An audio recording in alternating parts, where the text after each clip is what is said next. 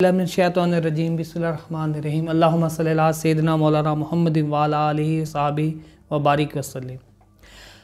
मोहतरम नाज़रीन, अस्सलामु अलैकुम व रहमतुल्लाहि व बरकातुहू। सित्ते जमाल आपको गोशा जमाल पर दिल की गहराइयों से खुशामदीद कहता है। हमारे यहाँ ये अलमिया आम है कि हर शख्स दूसरे शख्स से ये गिला करता हुआ दिखाई देता है कि फ़लाँ आदमी मेरी तवक्कुआत पर पूरा नहीं उतरा, फ़लाँ शख्स ने मेरी तवक्कुआत की धज्जियाँ बिखेर दी और फ़लाँ आदमी से मेरी कितनी तवक्कुआत जुड़ी हुई थी, मगर उसने मुझे मायूसियों के अलावा कुछ ना दिया। हक़ाइक़ की रोशनी में देखा जाए तो उनका गिला किसी हद तक दुरुस्त भी होता है, क्योंकि जब तवक्कुआत टूटती हैं तो तकलीफ़ बहुत होती है। इस सूरत हाल में रंजो अलम की शिद्दत का अंदाज़ा लगाना मुश्किल ही नहीं बल्कि नामुमकिन भी है। यहाँ सवाल ये उठता है कि तवक्कुआत टूटने के इस कर्ब से कैसे बचा जाए।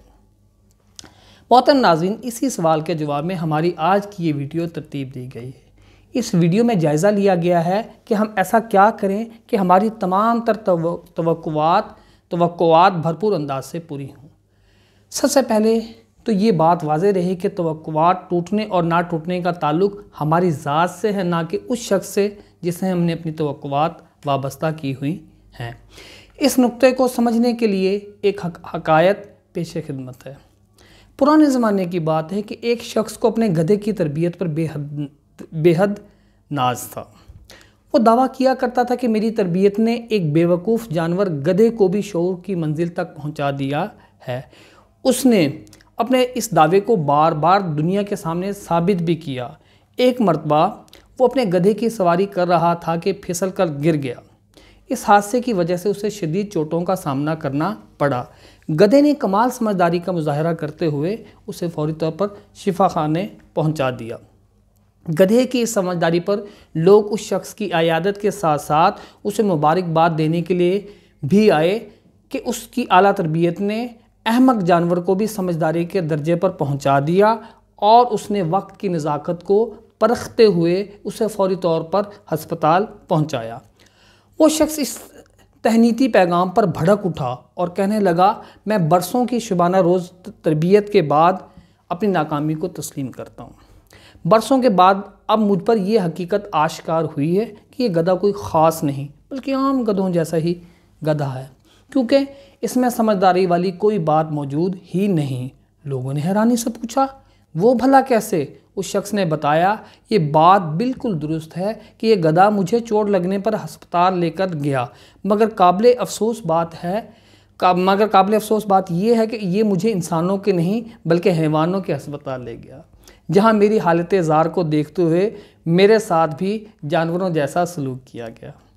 बस इसी बात ने मुझ पर यह हकीकत रोज़े रोशन की तरह आश्कार करती है कि इंसान इंसान होता है और हैवान कुछ भी हो जाए हैवान ही रहता है। बकौल शेख इब्राहिम ज़ौक़, आदमी और शय है, आदमी और शय है, इल्म है कुछ और शय। आदमी और शय है, इल्म है कुछ और शय। कितना तोते को पढ़ाया पर वो हैवान ही रहा। इस शख्स की दर्दनाक कहानी सुनकर महफिल में मौजूद सब अफराद मुस्कुराने लगे। वहाँ मौजूद एक बुज़ुर्ग ने बरजस्ता जवाब देते हुए कहा, साहिब, इस सूरत हाल का ज़िम्मेदार हरगिज़ ये गधा नहीं बल्कि हकीकी गधा कहलवाने का हकदार तो वो शख्स है जिसने एक हैवान से इंसानों वाली तवक्कुआत वाबस्ता की हुई थी।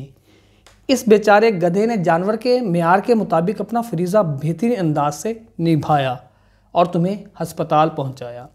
दर हकीकत फितरी तौर पर हैवान तुम हो जो एक हैवान से इंसान होने की तवक्को कर रहे थे।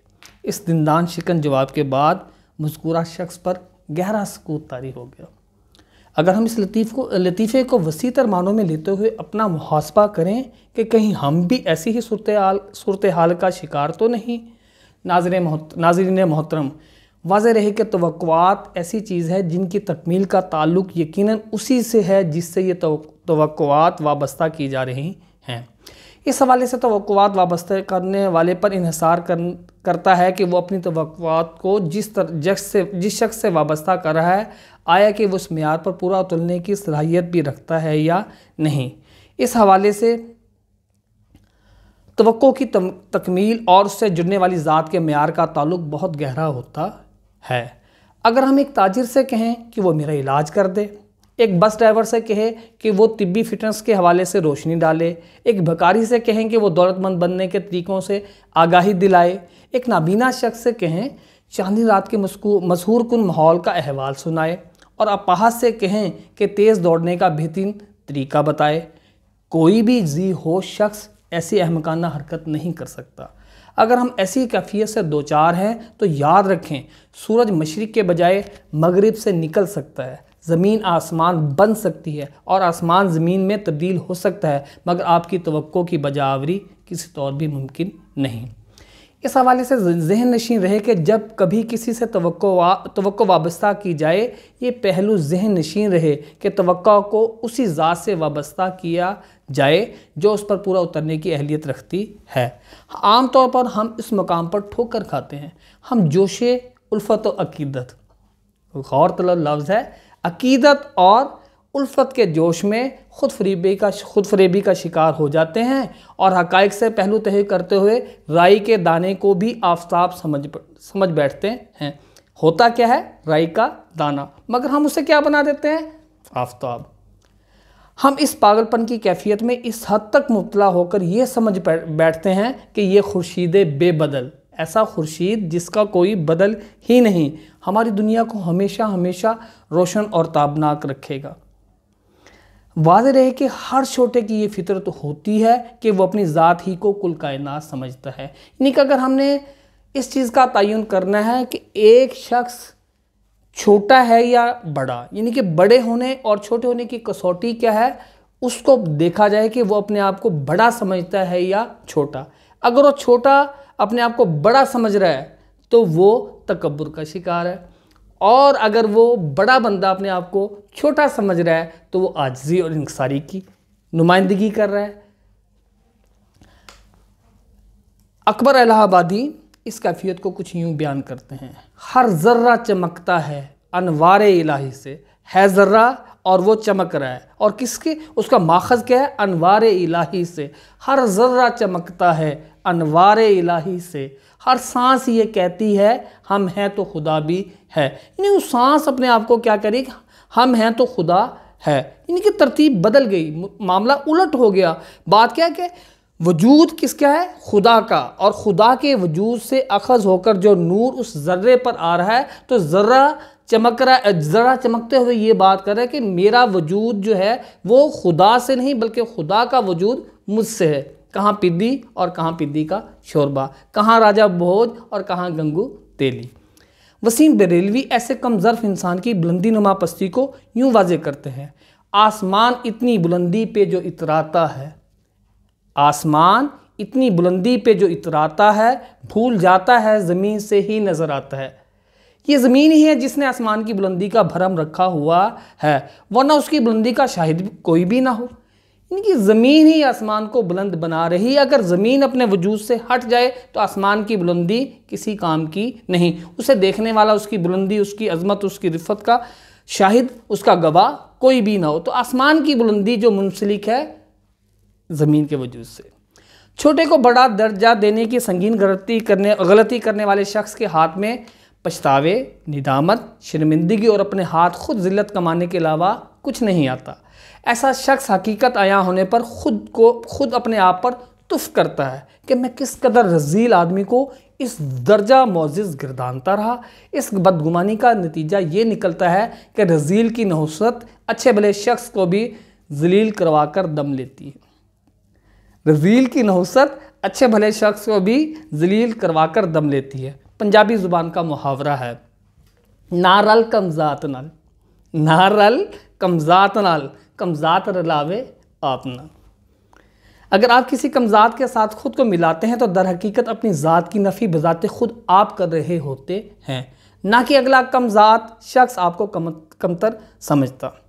توقعات کی تکمیل کے حوالے سے حقیقت ابدی صرف اتنی ہے کہ جیسے عبادت کے لائق صرف اور صرف ذات واحد ہے، عین اسی طرح توقعات سے وابستہ کرنے کے شان واحد ہستی بھی ذات باری تعالیٰ ہی کی ہے۔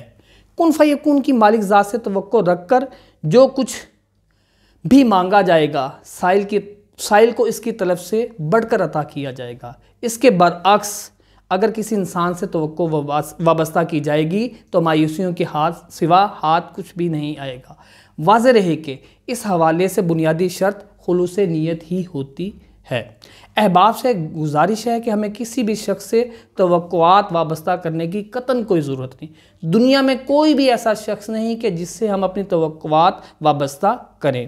اس ضمن میں سب سے پہلے اپنے زور و بازو پر اعتماد کرتے ہوئے خالق کائنات کی جانب سے اچھے نتائج کی توجہ رکھنی چاہیے۔ سب سے پہلے کیا انسان اپنی کوشش جستجو کرے، جد و جہد کرے، اور کس پر؟ اللہ تبارک تعالیٰ کی ذات سے، یعنی کہ کام میں نے کرنا ہے اور نتائج دینے والی ذات کون سی؟ اللہ رب العزت کی۔ ایسا ہرگز نہیں ہو سکتا کہ ذات باری تعالیٰ پر امید کرتے ہوئے آپ بھرپور جد و جہد کریں اور اس کاوش کے ثمرات حاصل نہ ہوں۔ البتہ بعض اوقات توقعات کی تکمیل میں دیر ضرور ہو سکتی ہے، مگر خالق کائنات سے توقع رکھنے والوں کو ہمیشہ خوشیوں، مسرتوں، کامیابیوں اور کامرانیوں سے روشن سویر ہی نصیب ہوتی ہے۔ واضح رہے کہ بارگاہ الہی میں مایوسیوں کے اندھیروں کے علاوہ سب کچھ موجود ہے۔ جو شخص اپنی تمام تر توقعات اپنے مالک حقیقی کے ذات باری تعالیٰ ہی سے منسوب رکھتا ہے، اسے اس کی بساط سے بھی بڑھ کر ملتا ہے۔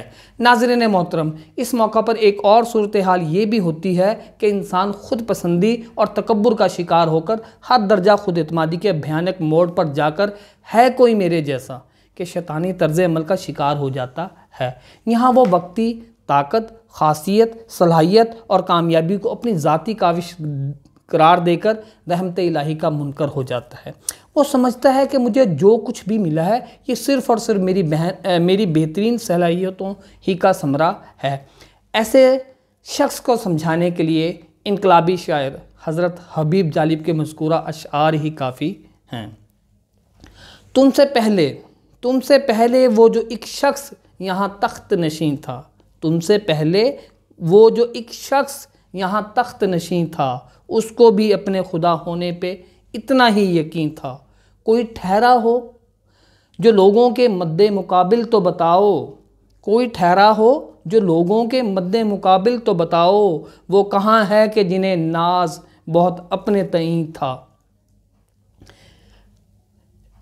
اب وہ پھرتے ہیں اسی شہر میں تنہا لیے دل کو، اب وہ پھرتے ہیں اسی شہر میں تنہا لیے دل کو، ایک زمانے میں مزاج ان کا سر عرش برین تھا۔ سب باتیں ایک طرف، ایسے لوگوں کو سمجھانے کے لیے الکتاب قرآن مجید کا یہ آفاقی اور دائمی پیغام ہی کافی ہے۔ کل من علیہا فان، کائنات کی ہر شے کے مقدر میں فنا کے گھاٹ اتر جانا لکھا ہے۔